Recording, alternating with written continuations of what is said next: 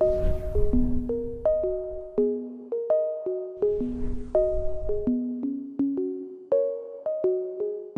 биринчиден Кыргыз Республикасынын мыйзамы бар, тынч чогулуштар жөнүндө да. 2012 жылдын 23 майында номер 64 номер менен кабыл алынган мыйзам бар да. Ошо мыйзамдардын негизинде биз тынч чогулуштарды өткөрүү, сөз эркиндиги, демократияны өнүктүрүү бул эл аралык стандарт, эл аралык принциптер да. Биз анткени бүткүл башка мамлекеттер менен эл аралык уюмдардын бардык конвенцияларына, декларацияларына бардыгына кол койгонбуз да. Ошол дүйнөлүк стандарттарга калыбына келтиребиз, адам укугун сактайбыз, тынч чогулуштарды өткөрөлүп бүт баарына кол койгонбуз. Анан конституцияда да бизде ошо тынч чогулуштарды чектөөгө тыюу салынган да. Ошон үчүн биз деген муну чектеген өзү мына ошол Атамбаев чектеген, Акаев чектеген, Бакиев чектеген, анан кийин Жээнбековдун убагында дагы чектелип калды, мисалы былтыр. Анан ушун үчүн ушундай чектөөнүн негизинде мына ушинтип революциялар болуп атат да. Анткени адамдарды чектөө кылбаш керек да. Тынч чогулуш деген адамдар чыгат, тынч чогулат, пикирин айтат, анан тарап кетет. Мына биз балдар дайыма демалыш күндө чыгып атат, алар чыгат, кыйкырат, ал кыйкырып атканын тияк туура кылып атат, башка маселе. Бирок чыгат да эч кимдин жолун тоспойт, башка кылбайт, бирөөгө зыян кылбайт, чыгып кетет. Бул демократиянын белгиси. Буларды чектеген өзү туура эмес. Туура эмес. Мына азыркы бийлик, азыркы 1-май райондук соту жакында чечим чыгарды 22-апрелге чейин чектөө боюнча. Бул өзү аябагандай туура эмес деп эсептейм. Бул азыркы бийликтин кетирип аткан өтө баягы орусча айтканда раковый деп коет го, өтө одоно каталардын бири. Мына анын үстүнө 13-чү беренеде да бул жерде жазылып турат. 13-чү беренеде атайын жазылып турат. Коомдук тартипти бузган, укукка каршы аракеттер жасаган же жасоого шыкактанган, тынч чогулуштун максатына жетүүгө тоскоолдук кылган адамдар ашкереленген учурда ички иштер органында тынч чогулушту токтотпостон дейт. Андай адамдар карата мыйзамдага ылайык зарыл чараларды көрүүгө тийиш. Эгерде кимдер бузса, ошо конкреттүү адамдарга каршы мыйзам колдонуш керек, жаза колдонуш керек. Бирок мыйзам тынч чогулушту токтотпош керек.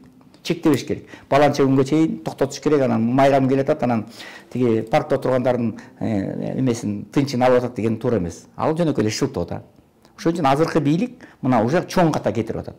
Бул ошон үчүн мына мурда баягы 20-30 эле киши чыкчы, баягы Али Токтоконов баштаган бир 10 чакты киши, 20 чакты киши чыгып аткан. Азыр мына кече аялдар марш чыкты тура. Мына бүгүн дагы конституцияга каршы чыкты. Ошончо канчалык тыюу салса, ошончолук күчөйт.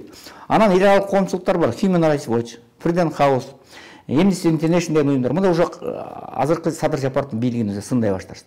Анткени бул эл аралык стандарт да, бул милдеттенме. Дүйнөлүк коомчулуктун Бириккен Улуттар Уюмунун алдында милдеттенме алабыз. Адам укугун коргойбуз, сөз эркиндигин коргойбуз, тынч чогулуштарды өткөрөбүз, демократияны сактайбыз деген 4 принцип бар да. Ошо 4 принциптин бирөөнү бузуп атабыз да. Бузуп атат азыркы бийлик. Бул аябай чоң ката.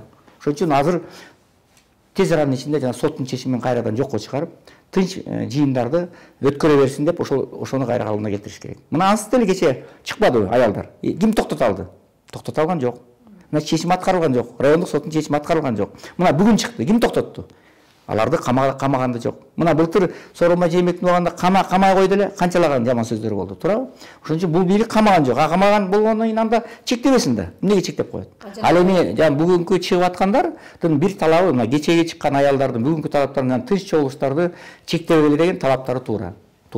Бирок булардын ушул жанагы кызмат абалынан пайдаланып деп коебузбу, баягы эркиндиктен пайдаланып чыгып, конституция деп атап атат.